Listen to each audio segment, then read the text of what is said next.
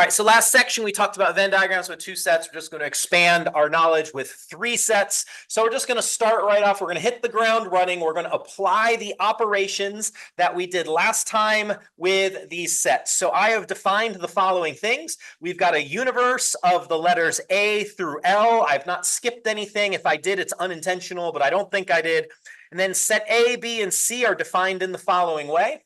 And so I'm going to do the first example, and you're going to help me, and then we're just going to go one at a time with the other 4 examples. Again, the whole point here is we are practicing our operations. So my example is this. We're going to find A union, and then in parentheses, B intersect C.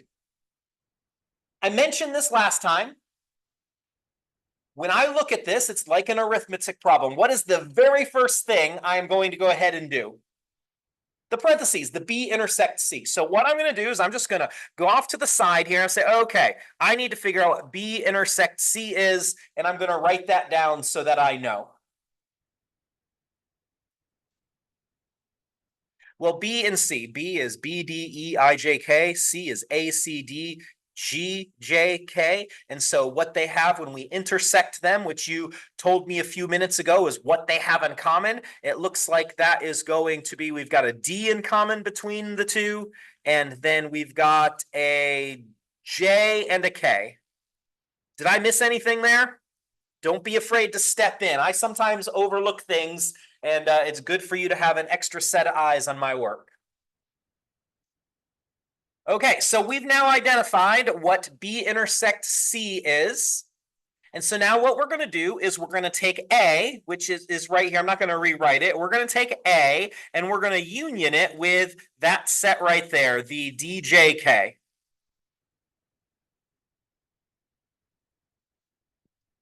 And here's where we're going to get our final answer. Is everyone tracking with me? We doing okay? So basically all this is 2 problems in one. Okay, it's and just you get a little more bang for your buck. So A is A, B, D, E, I. This is D, J, K. So here we go. We're just going to smush these together because it's a union. So I have the A, the B, the D, and then the E and I, and then J and K from the intersection. And that looks like everything smushed together. And that is my answer for that problem.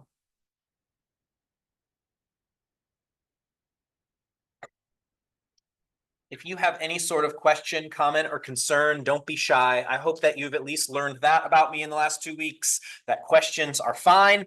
Go ahead and do exercise 1. It's the same sort of thing. In fact, all I've done is it's the same problem. I just put the parentheses in a different place. So we'll see if that makes any difference at all to the problem.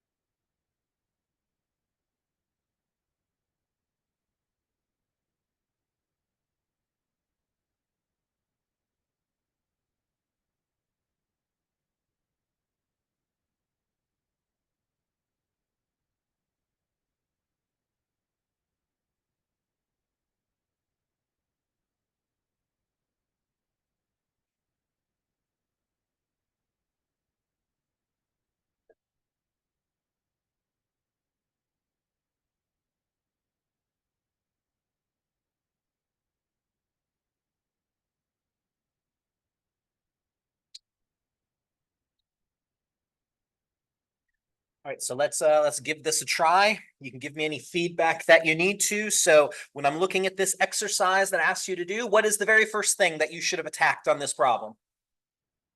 A union B. So I'm going to try to make a little bit less of a mess on this one than the first example. I'm just going to write A union B, whatever it is, right below here, the parentheses. So A union B. So up at the top, A is A, B, D, E, I.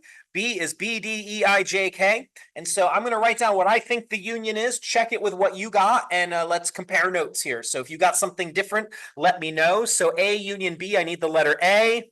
I need the B's. I need the D's. I need E's, I's, and then J's, and then K's. I think that accommodates everything. And then now I'm going to intersect that with C. So that's the rest of the problem. All right, so C up at the top is A, C, D, G, J, K. So here we go. The intersection is what they have in common. So they have A in common. Okay, they don't have C in common. They do have D in common. They don't have a G in common, but a J and a K they do. So we'll add those in. We doing okay? It's the same thing we were doing last section. It's just now you're doing it twice. Okay, so we're going to keep practicing. So if you got a question, ask it. If you're feeling okay as we're sorting this out, look at exercise 2. And go ahead and give that a try. And the nice thing about exercise 2 is we've already done the first parentheses, so we get to recycle and reuse. So that's good. We're very ecological in this class. So give exercise 2 a try.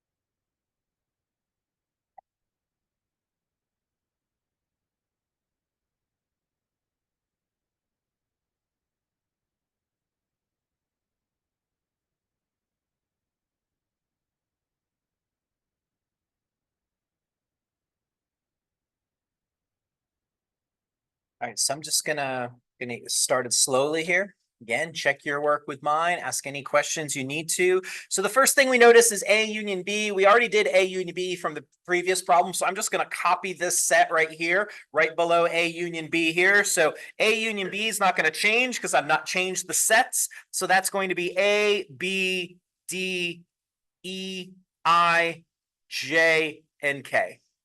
And then we're going to intersect it. Now we have something new. Now we need A union C. So I'm going to get that, and you're going to get that with me. Are we okay so far? So I just took advantage of a little bit of work I've already done.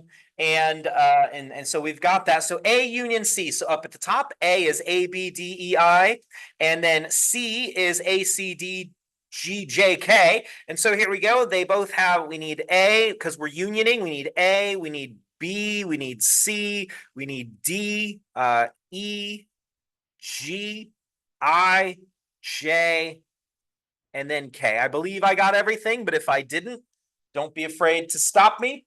I understand that looking at that, we can go a little cross-eyed if you stare at it too hard. So just try to go through.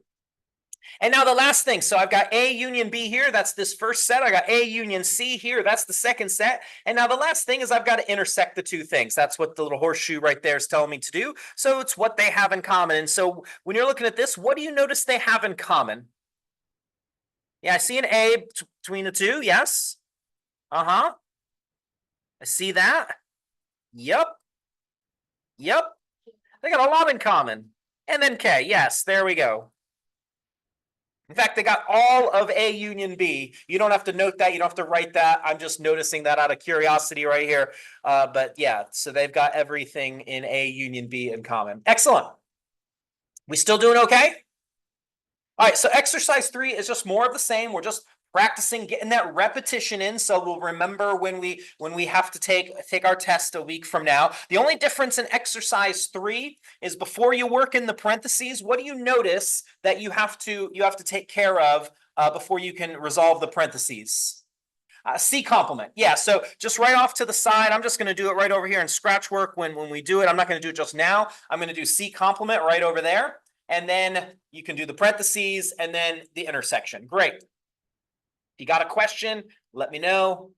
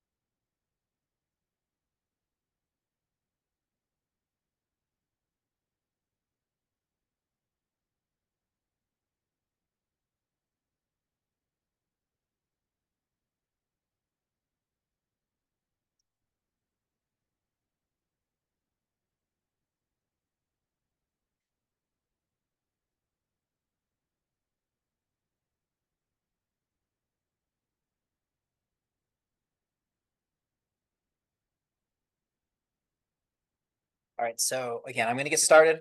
Just kind of cutting the difference. Some of you are done, others of you are still working, finishing up. So just trying to keep things moving here.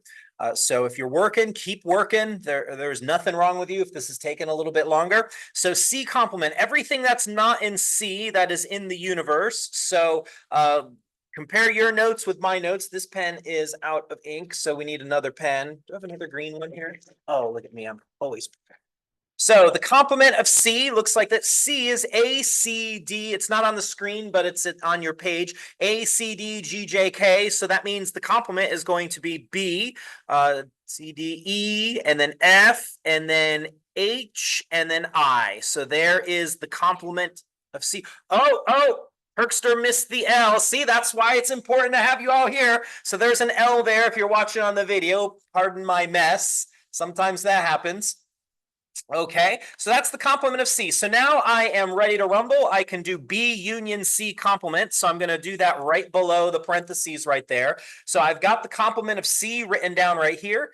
B is B, D, E, I, J, K. We are unioning, meaning we're smushing those together. So that means I need B, and then I need D, and then E, and then F, H, I, J, K, and L. Lots of things in there. I remembered the L this time, everybody. I know you were excited and waiting. And so now once we've got that, that's kind of the heavy lifting of the problem. Now we're going to intersect that with set A. And again, set A is at the top of your page. I assume you've got that right in front of you. And so A is the letters A, B, D, E, I. And then we're intersecting with this that we just figured out from the parentheses. So let's see what they have in common. And this is my final answer. They do not have an A in common. They do have the B in common and the D in common, and then the E in common, and finally the I in common. So there is the final answer to the problem. Just because I made a little bit of a mess with the C complement, I'm just going to draw an arrow right there so that when you're looking at your notes later, if you did yours the same as me, you know where the answer is and where it's not. Before we do one more, any questions, comments, concerns? We doing all right? Again, if you know the operations for 2 sets like we did in the previous discussion, then for 3 sets, it's just a little bit more busy work for us to do. All right, you got one more. We already did C complement, which is part of this problem. You just got one more thing to figure out, and then you can roll to the finish line.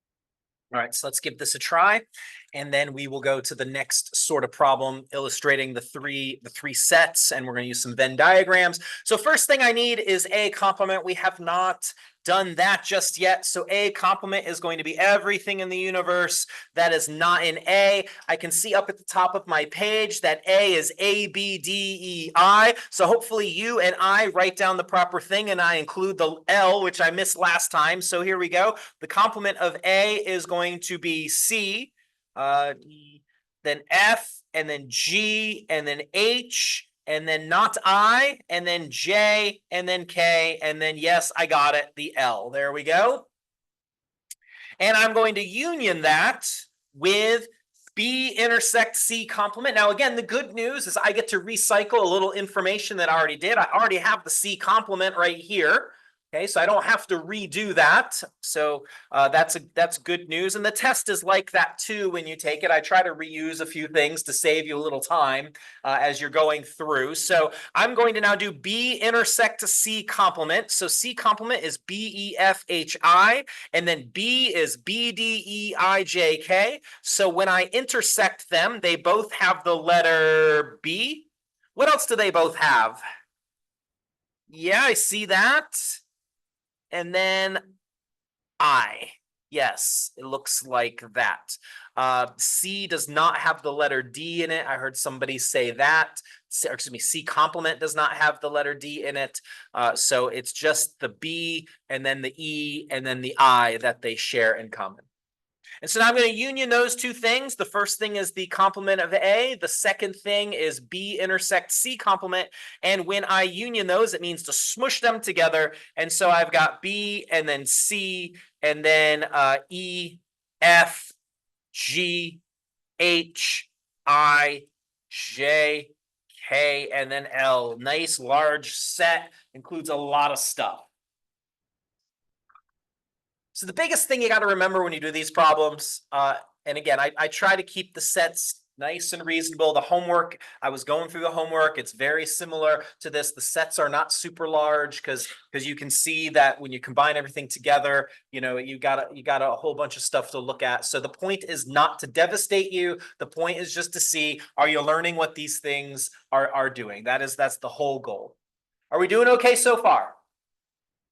All right, so now the next thing is just to examine the idea of Venn diagrams because they're still applicable to this idea of having three sets. So what we're going to do is, this is my example. We're going to do this one together. I've given you a universe. I've given you three sets. We are going to transcribe everything to this Venn diagram and just see what goes where. This is going to be an important skill, especially when we come back next time and we do an application of Venn diagrams, which the application really requires that you understand what the different regions are telling you. So here's what we're going to do.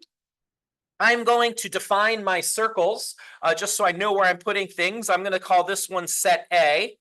This one's going to be B, and this one's going to be C. That's immaterial. If you had defined it different, that's fine. But where you put the things will be in the same respective region. And what we're just going to do is we are going to go through here for each element of the universe.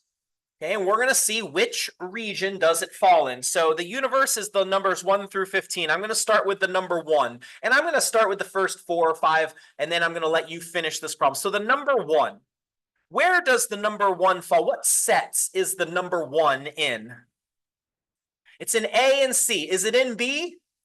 No. So help me out here, by pointing or trying to describe, or I can point and you can tell me if it's right or wrong, which region of all of the regions here represents what A and C have in common, but not B?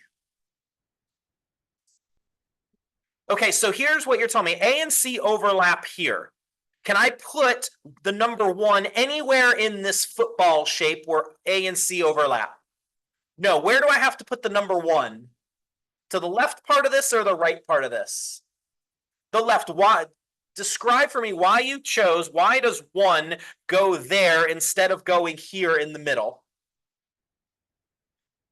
Excellent. In the middle, this is good to notice. What's happening in the middle? What elements am I going to put in here? Elements that are in what? All of them, yes, because all three circles overlap. Great. Okay, so this is A and C. Sometimes the book will say, or I will say, this is A and means both, A and C only, or you might say A and C, but not B. Okay, both of those things mean the same thing. Okay, the number 2. Where's the number 2 found? Just in B. And so here's my circle B right here. Where am I going to put the number 2 in the circle B? The biggest part, yeah, right out here. That is B only, because the number 2 is not in any other set. Is that clear? Am I confusing anybody right here? Okay, I'm going to do a couple more slowly, and then I'm going to let you go through the rest and see. So I've done the number 1. I'm going to cross. I've done the number 2. All right, number 3. What set or sets is the number 3 in? C only. So here's my circle for C. Where am I going to put the number 3? The largest part again, yes. And it doesn't matter where. I'm writing, just kind of writing it haphazardly because it doesn't really matter. All right, the number 4. What set or sets is the number 4 in? It's in all of them. So we already kind of determined, where am I going to put the number 4 then? In the small, it's in the middle here. That is all of them. A and B and C. Fantastic. All right. 5. This will be the last one that I guide you through, and then I'm going to give you a minute or a minute and a half to do the rest of them. The number 5. What set or sets is 5 in? It's only in B, so I'm going to put it here along with the number 2. Excellent. All right, so I'm going to give you about 90 seconds to do 6 through 15. Identify what set or sets the number is in, and then put it in the appropriate place, and then we'll compare notes. Mm-hmm.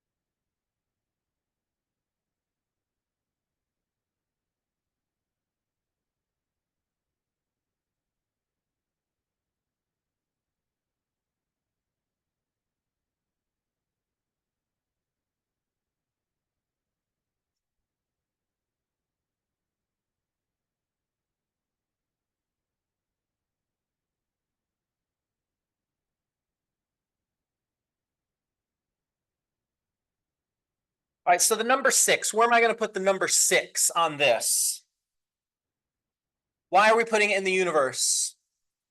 Perfect, it's not in any of the sets. Great, so it doesn't matter where outside here. I'm just going to put it down in the corner. The number 6 goes down there. Great. Where's the number 7 going to go? Also in the universe. It's not in any of the sets. So 7 goes out there as well. How about 8? Yeah, it's in A and C, but it's not in B. So it's going to go in the same place as the number 1. Great job. How about the number 9?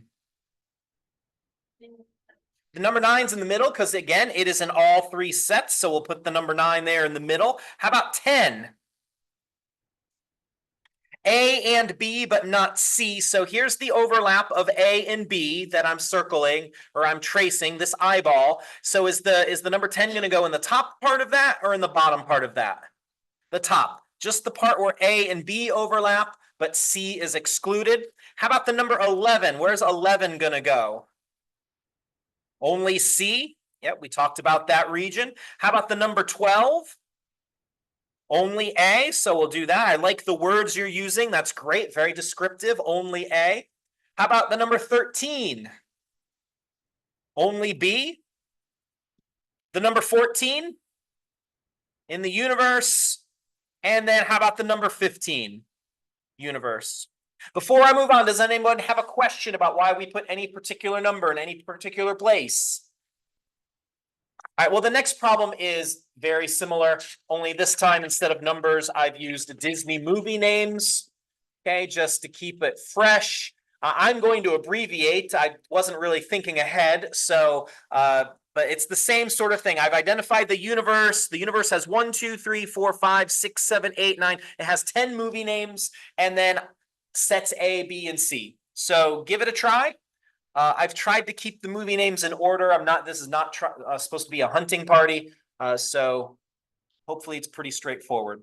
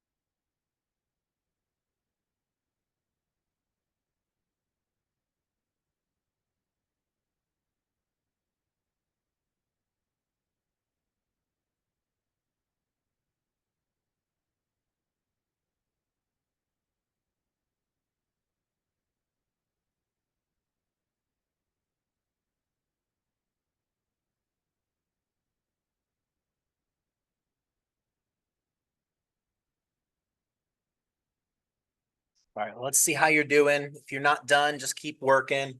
We'll compare notes. So my universe starts with Bambi. I noticed Bambi is an A, B, and C. So I didn't define my sets, so definitely got to do that. I'm going to put A here and B here and C here. Okay, if you put, if you have those in a different order, it doesn't affect your process. Okay, so just make sure you've oriented everything properly when we're comparing answers. So Bambi's in all three, so I'm going to put Bam. I'm just abbreviating. I'm going to put Bam right there. Everybody agree with me on that one? We good so far? All right. Cinderella is only in none of them. So Cinderella is going to go into the universe. So Cinderella out here. Are we still on the same page? All right. Dumbo. Dumbo is, again, not in any of those. So we'll put Dumbo out in the universe. Frozen. So Frozen is only in C. So Frozen's going to go in this large part of the C circle. We still doing okay? Hercules. Hercules is in A. And then that is it. So Hercules is only in A. So we'll put it in the large part of the A circle. Mulan. Let's see. Mulan is in B. And that is it. So far, not like the most interesting example in the world. Hopefully it gets a little sharper here. Pinocchio is in A and Pinocchio is in C. So that is great. So that is A and C, but it's not in B. So Pinocchio goes right here. Ratatouille. Ratatouille is in B and it's in C, but it's not in A. So it's going to go right here. Tarzan. Tarzan's in A, and that is it. And then last but not least, Up. Up is in all three. So we'll put Up there in the middle as well. Did I do okay? Did I miss anything? Because as you've seen today, I can.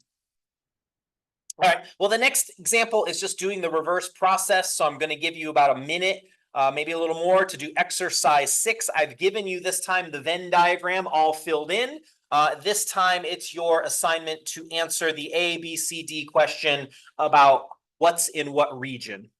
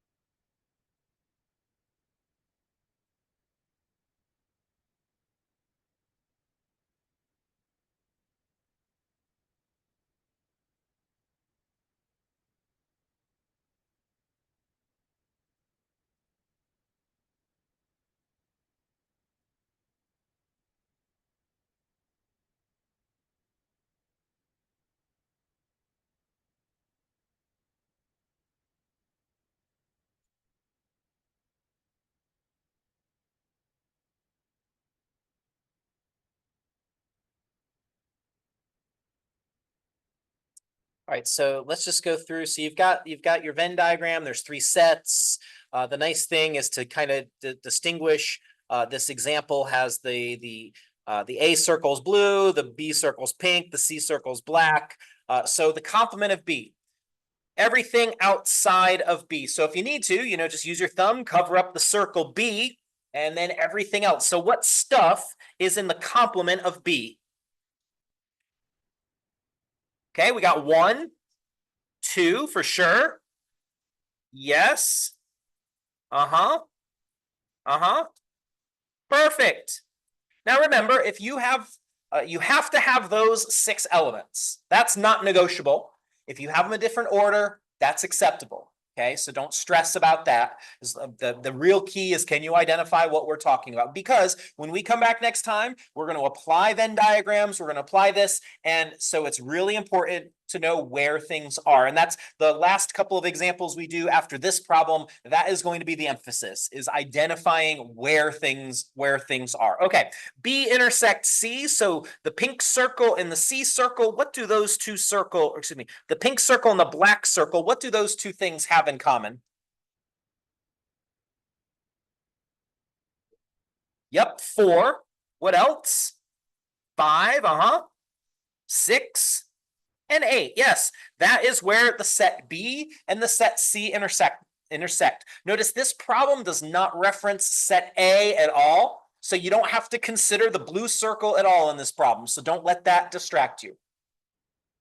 So the similar thing is true for A union C. So now we're only worried about the blue and the black circle. Don't let the pink one distract you. So when I union A and C, what do I get as a result? Yeah, there's a 1 there. 3. 5. 6. Yes. 10. 11. Beautiful. And again, as long as you're checking your work and you got those, we got 4, 8, those 9 elements, that is good. And then the last one, A union B. So the blue and the pink circle, the union, but now the complement of that, meaning what's everything else aside from the union of A and B. And what elements are those? 2, 11, and 13. Right. A union B is the blue and the pink circle. And so the complement means everything else. So I cover up the blue and the pink circle, and that just leaves me 2, 11, and 13 right there. Perfection. Great job, everybody. All right. So that is the introduction to Venn diagrams with three sets. So now what we're going to do is we're going to finish up this with some exercises that the intent is just to help us get familiar with what the different places on the Venn diagram are representing. So I've got two examples I'm going to do, and you've got two examples you're going to do before we finish up with our time together. So what we're going to do is we are going to determine whether this relationship here, A intersect B, and then the complement of that, if that's equal to A complement union B complement for all sets. So notice, I've not defined any sets, okay? Like the Disney movies problem or the problem we just did in the exercise 6. I've not given you set. I want to know, is this true no matter what the sets I would give you would be? So here's how we're going to do this. I've given you a little Venn diagram.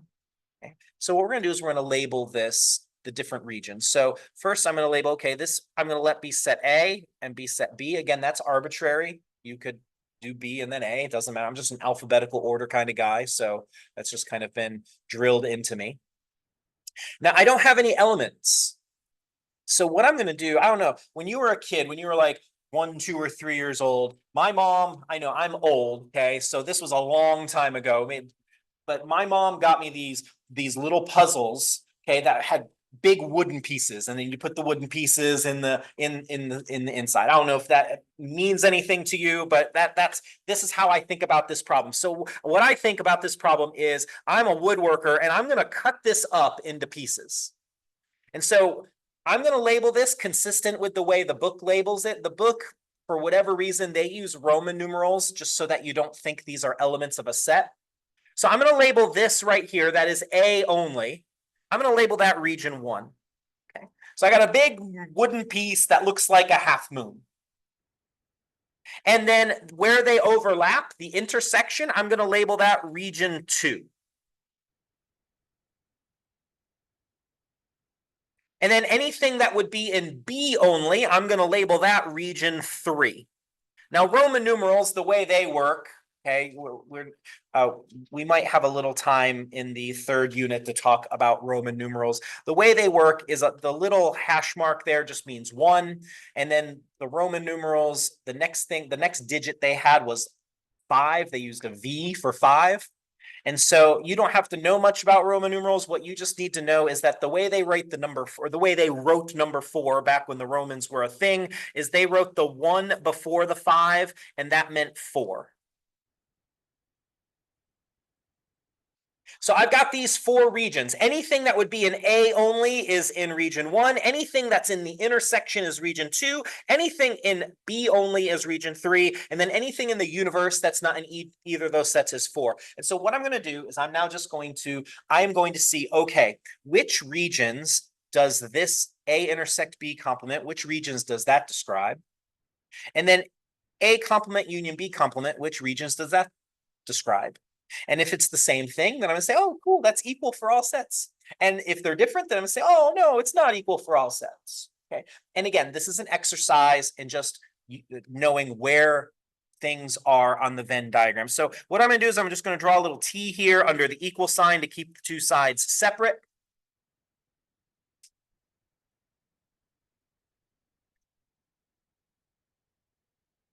So I'm just going to go step by step as if we did have sets, and we were working this problem out. So on the left, if I did have sets and I was working this out, what would I do first? The parentheses, A intersect B. So I'm going to write that down, A intersect B. And now here's the difference. We don't have sets. We're not coming up with an answer. We're not actually performing the operation. But what we are going to say is, if I did have them, what region on the Venn diagram, where would they be? They'd be in 2, in the middle. So I'm going to write that down, 2. So now the second step is I've got A intersect B, and now I want the complement of that. I want everything else. So if A intersect B is region 2, what's the complement of that? What regions describe everything else but region 2? 1, 3, and 4. Okay, so that's the answer here. So the left side of this, I should have left myself a little room. I'm sorry, I got to smush this together. The left side of this is 1, 3, and 4. Those are the regions that are described. I know it's a little goofy. Are you tracking with me though? All right, so now we're going to do the same thing for the right side. So here, we're going to do this in steps. You're going to help me. What I'd like you to do first is I'd like you to write down what regions describe a complement.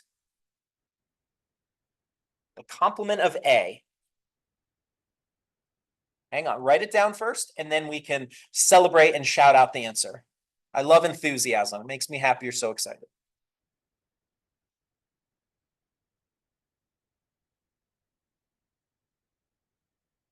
So remember, A complement is everything not in A, not in the circle A. So what region or regions represent stuff not in the circle A? Just 3 and 4, because 2 is in the circle A. I know it's shared with B, but it is in the circle for A. So all we're concerned about here is region 3 and region 4. Well, learn, if you made a mistake, learn from that mistake. I want you to write down what B complement is. What region or regions describe the complement of B?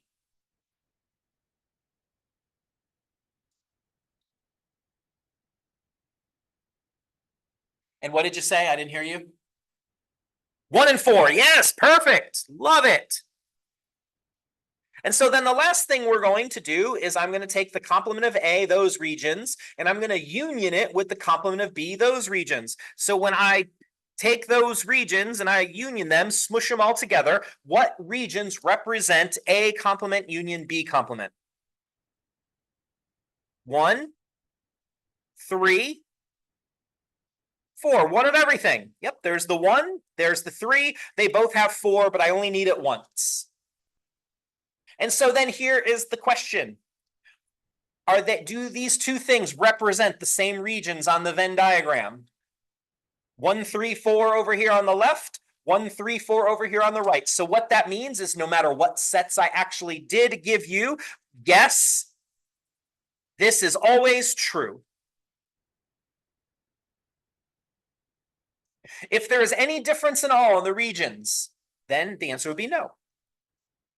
So you're going to flip the page now.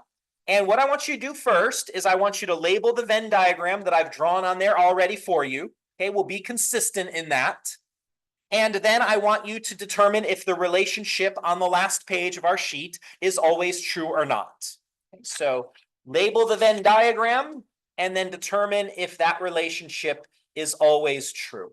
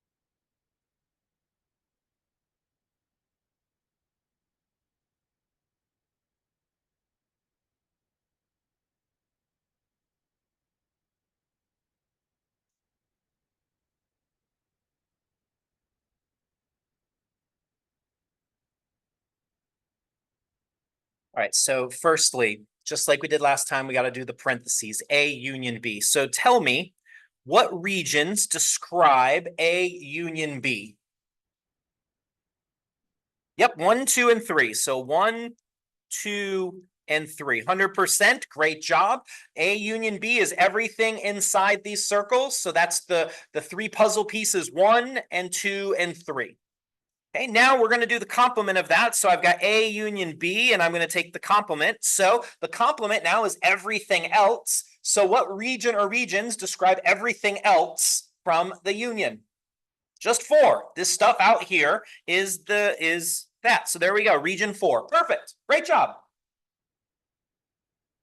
Well, if you just copied your work from the previous page, which is your prerogative, A complement's not going to change. A complement, everything outside of A is 3 and 4. And then everything outside of B is 1 and 4. And so now what I'm doing is I'm intersecting those two things. So when I intersect the regions that describe A complement and the regions that describe B complement, what do they have in common? Just 4. So once again, the left and the right, are they described by the same region? Yes. So again, I would say yes. This is a property that is always true. Great job. So we're going to finish out our day, each of us, by just doing another problem that is done with 3 Venn diagrams. If you can do it with 2, 3 is pretty much the same thing, just a little bit more, like we saw with the problems that we began the day with. So example 3, this is my example. We're gonna determine, is this relationship here true for all sets A, B, and C?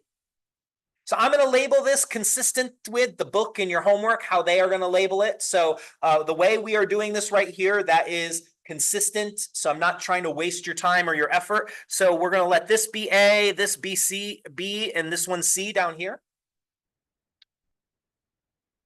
The only difference now is there's just a few more regions. So in A, the stuff that is A only, that's going to be 1.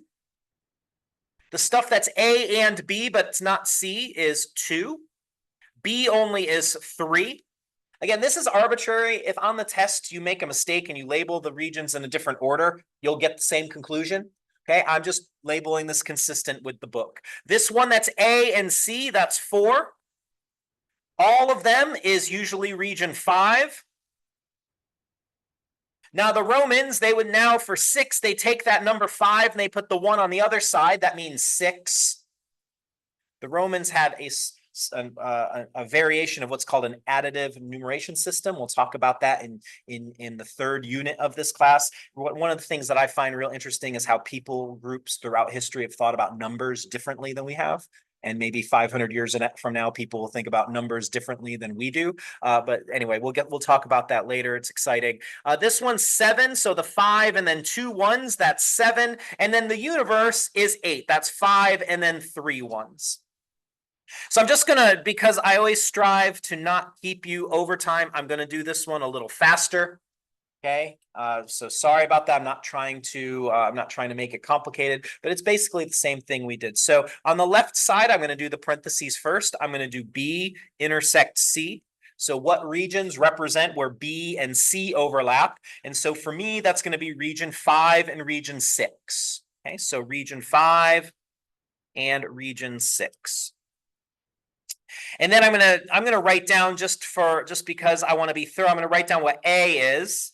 So A is the puzzle pieces 1, 2, 4, and 5.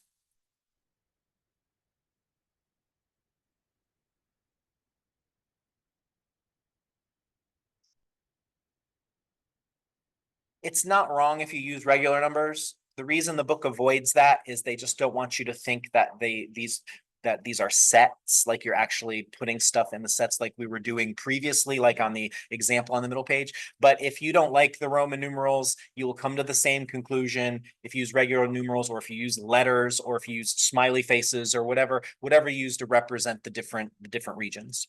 And so now I'm going to union these two things together. B intersect C is 5, 6. A is 1, 2, 4, 5. And so when I take A union B intersect C, that is going to be equal to 1, because I'm unioning 2, 4, 5, and 6. It's one of everything when you union.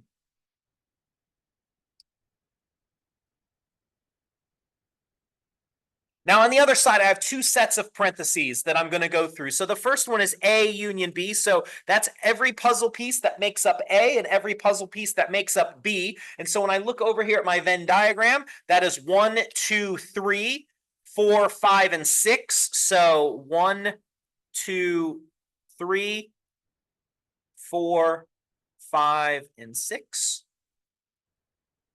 Then I'm going to do A union C. And again, looking at circle A and circle C, I'm looking at all the regions that make up those when I glue them together. So that's 1, 2, 4, 5, 6, and 7.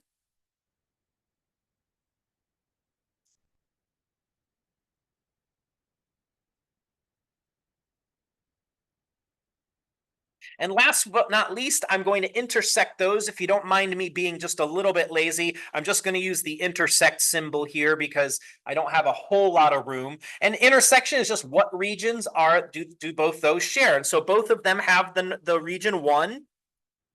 Both of them have the region 2. I can see that right there. Both of them do not have the region 3. So I'm going to move on. Both of them do have the region 4. Both of them have 5. And finally, both of them have 6. So last but not least, I just asked myself this question. On the left and the right are the same regions used to describe both of these relationships. So I've got 1, 2, 4, 5, 6 over here, 1, 2, 4, 5, 6 over here. And so once again, we get yes, this is always true. All right, one more example. We've got 5 minutes left in our time together. I'm going to give you 3 of those minutes to make as much progress on this last problem as you can. Label your Venn diagram the same way I have. If you're not loving the Roman numerals, use regular numerals. Just be aware when you go to do your homework and the problems, they're going to give you the Venn diagram. They will use the Roman numerals. Okay, so just be able to translate those as needed.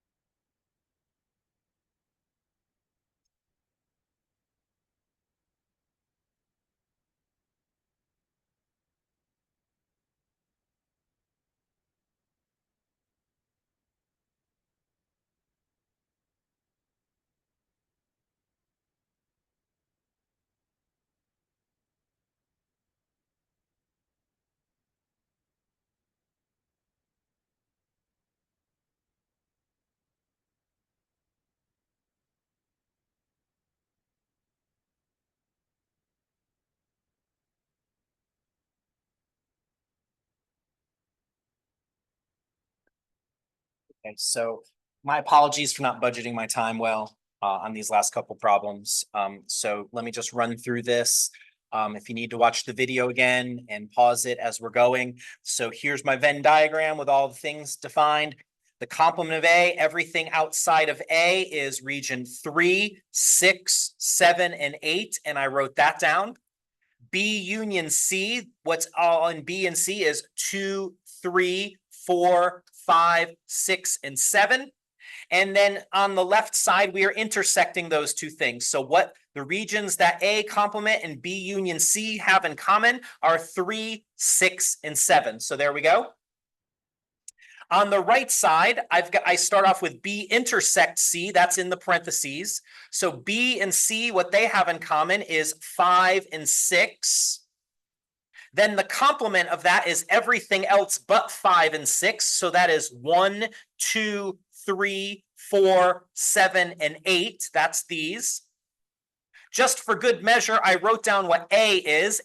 Circle A is 1, 2, 4, and 5, those regions. So when I union that together, I got a whole bunch of stuff here. So real quick, when I union B intersect C complement and A together, I've got 1, I've got 2, I've got 3, I've got 4, I've got 1, 2, 3, 4, I've got 5, and then I've got 7, and then I've got 8. Because you smush together the B intersect C complement and A. And now, last but not least, when I look at the regions represented on the left and the regions represented on the right, are they identical? No. So the answer is this is not always true.